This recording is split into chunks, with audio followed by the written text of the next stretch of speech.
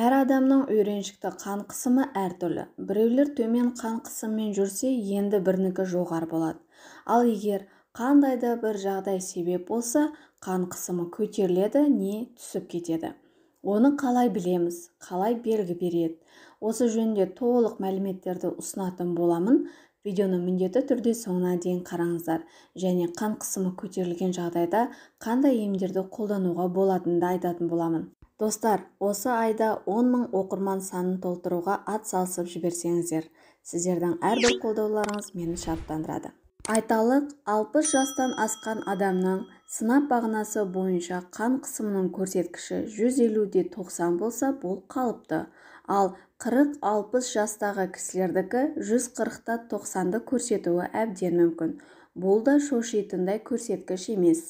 20 мен 40 жастағы кісілердің сынап бағанасы бойынша қан қысымы 120-130 немесе 70-80 аралығын көрсетсе, ал 17 мен 20 жас аралығындағы жастардың артериялық қан қысымы 100 мен 120 немесе 70-80 болуы әбден мүмкін.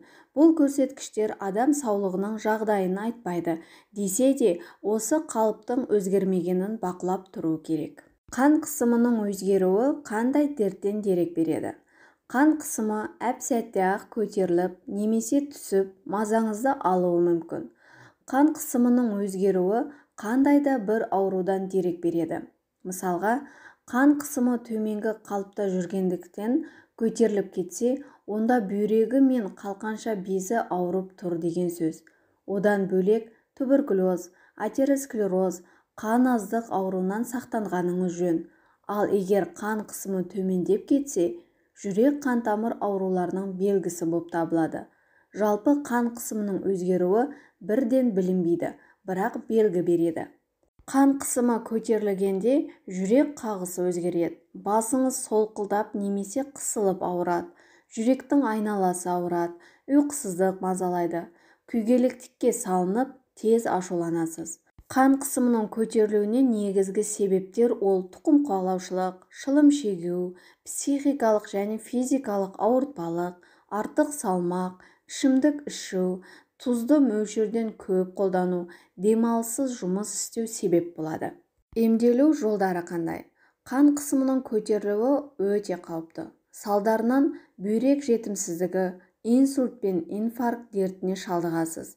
Дәрігерлер мұндай науқастарға қатаң түрде салауатты өмір салтын ұстауға кеңес береді. Тұрақты диета, уақытлы дәрілер қабылдау, қан қысымын жиі бақылап тұру керектігін айтады. Одан бөлек, қан қысымы көтеріліп кеткенде артық салмақты тастаулары керек. Мейлінше бір қалыпты салмақта жүргендері жөн. Тәтті, майлы, тұзды, жартылай дайын тағамдарды шектеулері тиіс. Оған қоса ішімдік пен темекіні тастап, дұрыс демалғандары жөн. Мейлінше жеміс жидектер мен көкөністерді көбірек жеген пайдалы. Дастарханыңыздан өрік, құрма, жүзім, анар, алма, мейіз, құлпынай, банан, цитрусты жемістер мен қызанақ, асқабақ, брокколи, сәбіз, фасоль, картоп секілді көкөністердің үзілмеуін қадағалаңыз. Оған қоса жаңғақ пен шекілдеуіктің де пайдасы орасан. Сонымен қатар, жоғарғы қан қысымын қалыпқа келтіру үшін мына шайларды демдеп ішсеңіз болады. Каркадеден дайындалған шай. Каркаде қысымды ретке келтіріп, ағзаның жалпы жағдайын жақсартады. Алайда, одан дайындалған ыстық сусын қан қысымын көтерсе, суық сусын қан қысымын төмендететінін ескеріңіз. Тек сау адамдарға ол бейтарап әсер береді. Сондықтан, егер сізде жоғары қан қысымы болатын болса, каркадеден дайындалған шайды суытып барып ішіңіз. Ал керісінше қан қысымыңыз төмен болатын болса, каркадеден дайындалған шайды ыстық күйінде ішсеңіз, сізге жақсы көмектесетін болады. Келесі бұл әрбір ас үйде табылатын көк шай.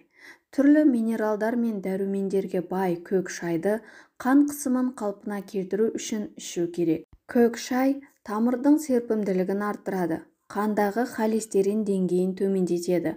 ал бұлар қан тамыры мен жүрек жұмысының кенеттен нашарлауының алдын алады. Егер сіздің қан қысымыңыз көтерілсе, бір шыны көк шай ем болмайды. Тәулігіне 5 шыны шай ішу керектігін ұмытпаңыз. Көк шайды жиі ішетіндер жүрек қантамыр ауруларымен, кейбір онкологиялық аурулармен, диабеттің 2-ші түрімен, көз ауруларымен ауырмайды деп айтады. Ал егер сізде қан қысымы төмен болса, қандай белгілер пайда болады? Ұйқышылдық, ашуланшақтық, әлсіздік пен шаршау мазалайды. Жиі есінен танады. Ауа жетпегенде қысылады, ісінеді. Әсіресе 40 жастан кейін қан қысымы бірден төмендеп, адамды қиын жағдайға әкеледі. Одан сақтану үшін жиі қан қысымын тексеріп тұру керек. Емделу жолдары қандай? Қан қысымы төмендеген науқасқа айтарлықтай күтім керек. Саулығына сақ болып, жаман әдеттерден арылса, денсаулығы да жақсарады. Сондықтан да ішімдік пен темекіні бір жолата тастаңыз. Уақытыңыздың көп бөлігінде таза ауада серуендеңіз. Бөлмені де жиі желдетіп отырыңыз. Қысатын, жайсыздық тудыратын киім кимеңіз. Моншаға, саунаға көбірек барып, қарама-қарсы душ қабылдаңыз. Тамақтануға да өте мұқият болғаныңыз жөн. Күніне аз-аздан 5-6 рет тамақтануға әдеттеніңіз. Қан қысымы төмен науқастардың ең пайдалы әрі нәтижелі емі тыныш ұйқы екенін ескеріңіз. Мейлінше 8 сағаттан артық не кем ұйықтамаңыз. Стресс алудан сақтаныңыз. Спорттың жеңіл түрімен айналысқаныңыз дұрыс. Міндетті түрде таңғы ас ішу керек. Артынан бір шыны қою демделген кофе немесе шай ішуді ұмытпаңыз. Тамақтану мәзіріне ірімшік, сары май, нан мен қара шоколад қосыңыз. Ал шайдың орнына немесе қосымша етіп долана, яғни боярышник, сермена, яғни лимонник, немесе шайқурай, яғни зверобой тұнбасын ішіңіз. Күніне 1 рет ем үшін 1 стакан анар шырынын ішсеңіз, қан қысымы өз қалпына тұрақты сақтайды, әрі сізді жайсыз жағдайдан қорғайды. Сонымен қатар, жоғарыда айтып өткендей, каркаде сусынын ыстықтай ішетін болсаңыз, қан қысымын қалпына келтіреді. Бүгінгі ақпаратым сіздерге ұнады деген ойдамын. Менімен бірге соңына дейін болғандарыңызға көптен көп рахмет.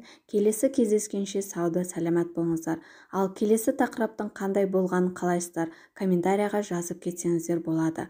Ауырмаңыздар, жүз жасаңыздар, сау болыңыздар.